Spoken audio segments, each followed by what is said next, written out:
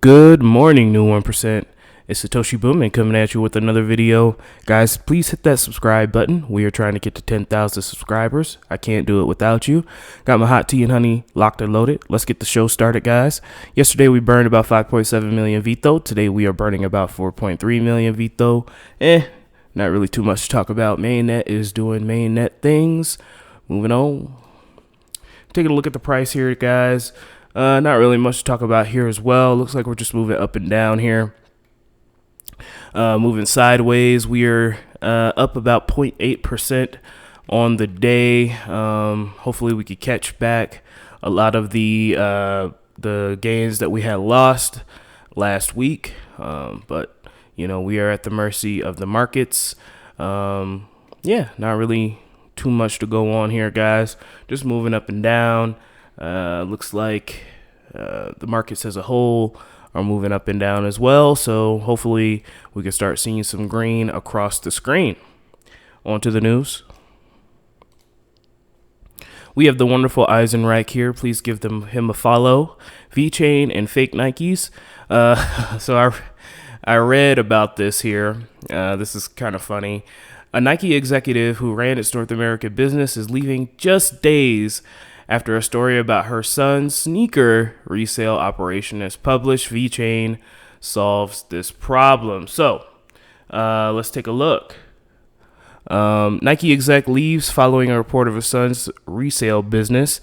Ann Herbert abruptly left the company following a Bloomberg Business Week report that her son operating a business reselling sneakers and using a credit card in her name. That is illegal. And blockchain verifies the authenticity of non-genuine Nikes. Blockchain-based traceability platform VeChain will be used to power the issuance of a limited edition run of licensed Nikes, Air Max 1s. We covered that a while ago. There's some nice Air Max 1s. But yeah, this is crazy. Like how your mom is the CEO or like the executive at Nike, and the guy literally had a shoe reselling business and would buy the Nikes using her mom's credit card and resell them for profit on his website. You know what? I can't even be mad at the guy. That is some finesse right there. That is some jugging and finessing. That is crazy. Hey man, go get the bag. Sorry that your mom got fired. But VeChain does solve this problem, guys. You can hopefully VeChain and a major shoe brand like Nike can link up together and we can start tracking and tracing the authenticity of these shoes. But I just thought that was pretty funny. This is crazy. The guy is smart. I mean, but that's illegal and you can't really do that. So I just thought that was funny. We're not going to talk too much about it. Let's move on. Interesting article here by Cream, a partner of VeChain. Why are so many multi-billion companies building on the VeChain Thor blockchain? Well, it's fast, people like it, and it's a great solution to the blockchain trust problem. But let's take a look.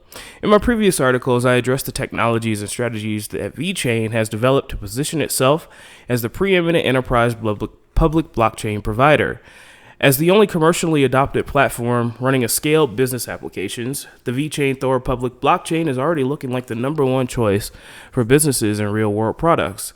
VeChain has constantly managed to solve mass adoption hurdles, such as preventing unstable transaction fees with its 2-token model, eliminating the threat of congestion with its scalable network that proactively adjusts itself in response to network usage.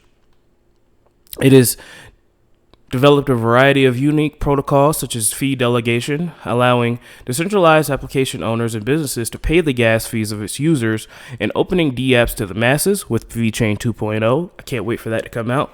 VeChain developed a toolchain blockchain as a service platform, providing a highly customizable, low development environment for employing businesses and blockchain solutions.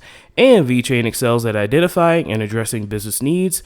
This proficiency is reflected by the caliber of channel partners and companies they do business with, and I would agree wholeheartedly. Moving on, which businesses benefit from VeChain Thor? All of them. From BMW's Verified Car to DMV's My Story, VeChain is a powerful public blockchain that supports a wide variety of use cases across all industries. With Internet of Things, 5G, and other digital technologies exploding in growth, blockchain provides a critical trust layer and guarantees data quality in a rapidly digitizing global economy. Businesses will need blockchain as the world's most real, world-ready protocol, and VeChain is ready. So, we've got Foodgate's International Food and Beverage Platform, a collaboration between ASI, DMV, and VeChain, represents the first cross-continental logistics and trade solution for the food and beverage industry. Unveiled at CIIE in 2019, the platform facilitates the trade of high-value French products with rapidly growing Chinese markets.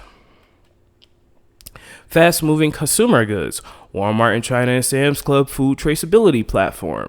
The Walmart traceability was built using a white label version of VeChain toolchain and is used in both Walmart in China and Sam's Club, a Walmart subsidiary. The platform represents the world's first public blockchain by business network comprised of suppliers, producers, logistics companies within the Walmart China supply chain. Amongst many others, guys. Reebon's luxury fashion market. We have sustainability with ocean cleanup, fashion, costs, and Givenchy. Entertainment and gaming. We have Vimworld, NFT, collectibles, and Cream doesn't like to mention Vulcanverse for some reason. I don't know what that FUD is all about, but we're not going to get into that today. But Vulcanverse is still an NFT platform. But we'll talk about that another day. We have ENN and Shanghai Gas Solutions, medical trials with the EH cert, clinical drug trials and data management, health records, Idante, medical decentralized applications, and so much more, guys. So at the end of the day, guys, VeChain is a done deal in my humble opinion. We just have so many multi-billion-dollar corporations, Avery Thornton, metal companies, whole government, Cyprus, Arieto Hospital.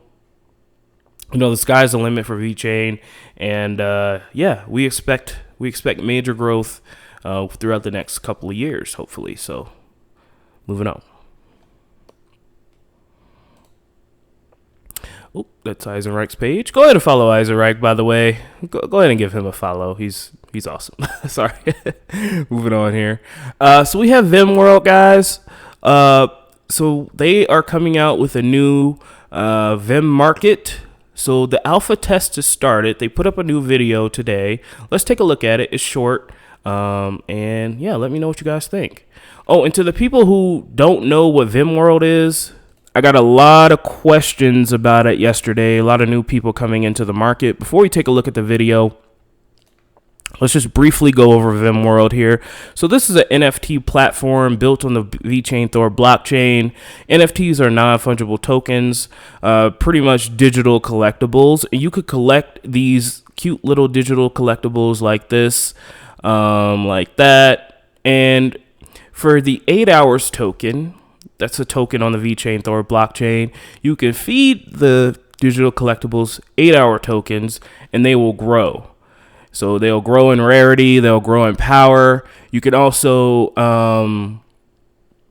battle once they get the battle system open. So here's a couple of NFTs here.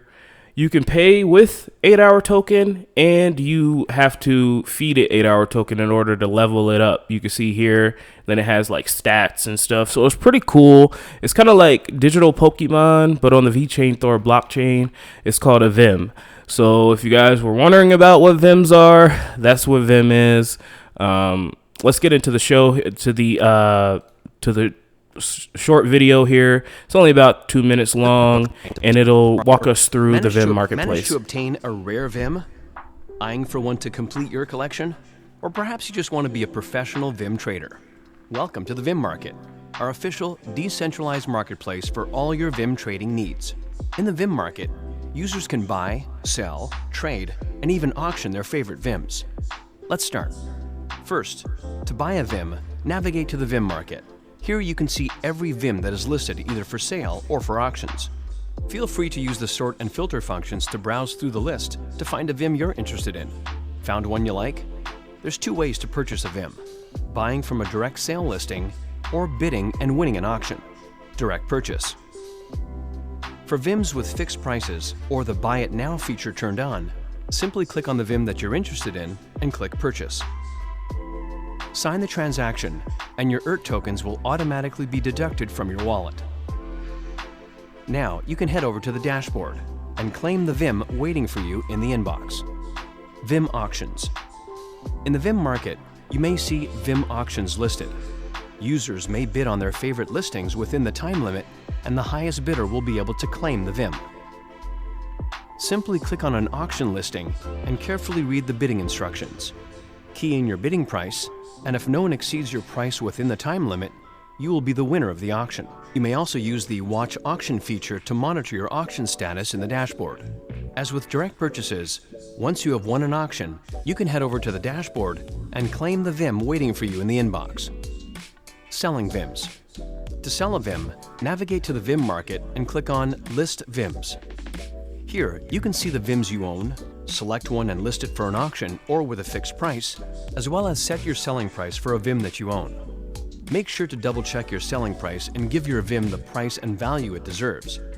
Once you have listed your VIM, it will appear in the VIM market where prospective buyers will browse through and purchase or bid on it. After a successful sale, you'll be notified in your dashboard and claim your ERT tokens in the inbox. Using the VIM market is that easy. Now you can finally purchase that rare VIM you wanted a long time ago. Have fun and happy trading. So that's pretty cool, guys. That's the VIM market there. Updated, new and improved. They are updating the website. Hopefully we can start battling these VIMs here soon. And I like them. You know, I haven't really delved into VIMs, but I know a lot of my subscribers, they make a lot of money on them. So if that's something that you want to look into, you know, I'm just here to spread the news and spread the love. Moving on. So we have an official post here by the VeChain Foundation, guys. We've been talking about this for a couple of days here, but VeChain and DMVGL have entered a new partnership here with Norsk Hydro ASA. We talked about that in detail last video, so if you want to check that out, please take a look at last video. But here's a updated version. Don't forget, March 18th, and in about 16 days, you can sign up to the live webinar here by DMV. They're going to go over it they're going to go over their tag trace trust system here. And yeah, if you want to take a look at that, go ahead and sign up for the webinar. I think it'll be something worth your time. And finally, guys, we have a wonderful article here by one of my Patreon subscribers, Bread Garlichouse, or Brock Cobblehouse. Sorry if I butchered that, my brother. I still love you, man.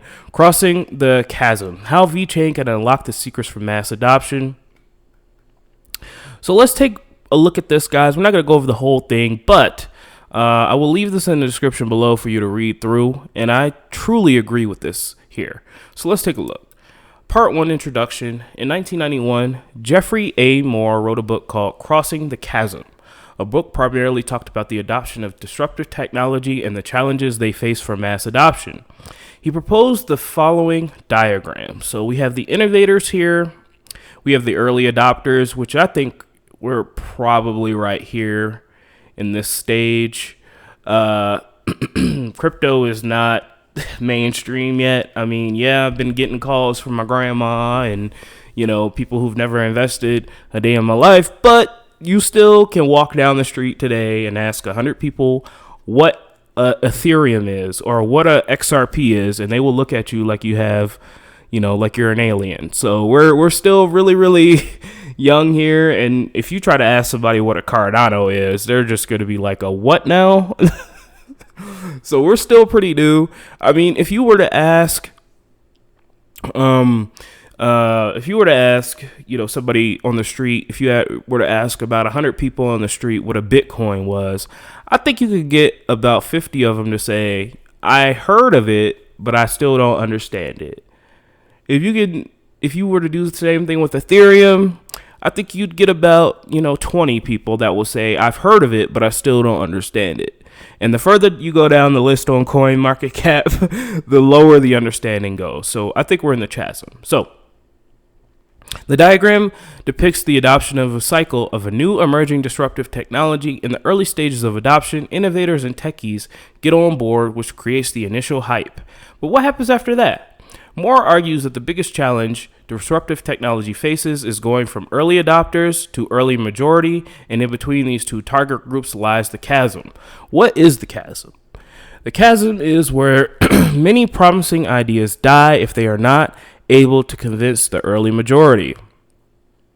Let's take a look at a few examples. Anyone remember Second Life? I do.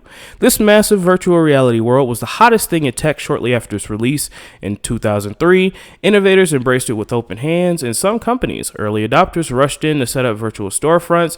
It was supposed to be the next big thing in tech, possibly the biggest social media network in the world. But what happened? So, the chasm happened. As Second Life tried to convince the early majority, it failed on many fronts. Technological infrastructure was not robust enough. There was unaddressed legal and regulatory loopholes and so on. Simply put, all things that innovators and early adopters turned a blind eye to were showstoppers for the early majority. Second Life's usage statistics dropped steadily over the years, and while it's still online as today, it remains a niche product, nowhere near the mass adoption it once had. I heard, I went to school with somebody that played Second Life. I don't know too much about it, but moving on. Let's take a look at another example. Smartphones. Excuse me. Everyone and their grandma has a smartphone these days. When someone says smartphone, our minds automatically conjure up an image of a big touchscreen device with apps for everything. But the history of smartphones goes back much further than that. So, early smartphones could trace their history back to devices such as the Palm Pilot. I remember that. These devices were called PDAs. Oh, crap. Personal digital assistants. Taking me way back. Back then, organizational features such as calendar, mail, and notes, and rudimentary internet connectivity, competing with platforms such as Symbian UIQ, Symbian 560, Windows CE, all pushed the envelope bit by bit, offering additional features over the years, but all these platforms had one problem in common: crossing the chasm. I would agree. While these PDAs and early smartphones were technological marvels in their day, none of them could convince the majority to dive in. Probably closest with their S60-based smartphones, but most people were quite content with a dumb phone and saw no real need to upgrade to a smartphone. Smartphones were relegated to a niche. They had failed to cross the chasm. This all changed in 2007 when the iPhone was launched. Now, guys, please, if you have not watched the Steve Jobs iPhone reveal, please watch it. It's revolutionary. This really set off something. This set off a new generation of technology. Because with the iPhone release, we now have access to data at an almost instant rate and knowledge at an almost instant rate. They focused on the user experience. Steve Jobs realized that almost every smartphone out there had an inferior user experience compared to the dumb phones and required a lot of technical know-how on the user's end to use them. Their UIs were slow and clunky. They also realized that many of the apps available for these smartphones had dubious quality. His vision was to create a smartphone that was easy to use as an iPod, an extremely successful product for Apple at that time, development with the same requirements. They developed a user interface for the iPhone that was extremely responsible, looked great, and required no technical competence on the end user to use it. They found the killer app. Apple thought long and deep about the killer app, and one thing that would make people want to own the device. That killer app was the web browser, guys. So, we can see here that the chasm shuts down a lot of it. Now, the rest of the article is great. Thank you to Bread Garlichouse here for writing this up. I will definitely leave this in the comment section below. Please check it out. Bread, if you're watching this, brother, thank you, man. Keep it up. I'll showcase your articles on here. Anytime you write one, you could just DM me on Twitter, and I got you. But I understand what the chasm is for for crypto, guys. Number one, you know, there's a wall of misunderstanding with crypto. There's so many cryptos out there, so many different protocols. It's kind of hard to get the non-tech user or the FOMO money user into crypto to see its value. Number two, the ease of use. Custodying your own funds is something that, my grandma's probably not going to do. My older dad is probably not going to learn how to download a wallet, learn a seed phrase, learn how to put, your funds onto the hardware wallet, learn how to transfer it, they're probably not going to do that. So I think knowledge is one of the biggest roadblocks for crypto adoption. Now, we can solve some of these problems by, Coinbase and others like it, Binance US, but the ease of use is definitely a roadblock and a chasm. Another chasm, I would say, is the technical know-how needed, okay? Because, you got a lot of people out here that, literally don't know how to use a computer. I mean, it's 2020. You should be able to navigate a computer by now, but common sense isn't common, and people, haven't grown up with computers. Some people never used computers their whole lives. They lived on farms. They lived in rural areas, shitty internet. Some people went to poor schools and didn't have access to computers. So average people who aren't really in technical know-how, they just want to do the thing and the thing works. They just want to plug something in, push a button, and it works. We have Coinbase for that. Coinbase is great. I don't like their fees. I think that once you've been in the crypto market for long enough, you should move away from Coinbase, but they are trying to solve this problem greatly by making it super easy to buy, sell, trade crypto. And then once we get to the decentralized application part, guys, this, that's a whole new world. That's a whole new world that we're going to have to clean up and refine and make it better. Hopefully with the release of Goguen and smart contracts, we can really kind of smooth the edges there. But this is a great article. I would really agree with pretty much everything Brad Garlichouse has to say here. So please take a look.